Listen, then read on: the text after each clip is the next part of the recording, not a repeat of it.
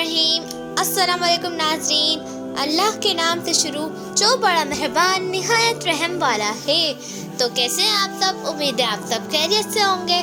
तो मैं आज आपके लिए नई हदीस लेकर आई हूँ।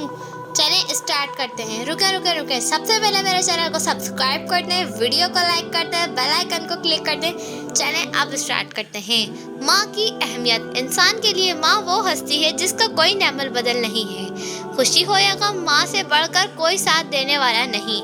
रसूल अल्लाह सल्लल्लाहु अलैहि वसल्लम से किसी ने पूछा कि मेरे ऊपर सबसे ज़्यादा किसका हक है, तो उन्होंने 3 बार फरमाया तेरी माँ का हक है।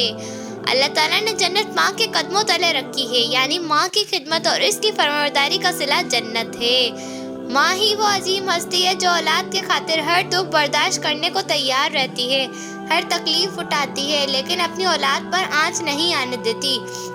हम सबको अपनी माँ की खिदमत करनी चाहिए और इनका कहना मानना चाहिए, क्योंकि जिससे माँ बाप नाराज़ होते हैं उनसे अल्लाह ताला भी नाराज़ होता है।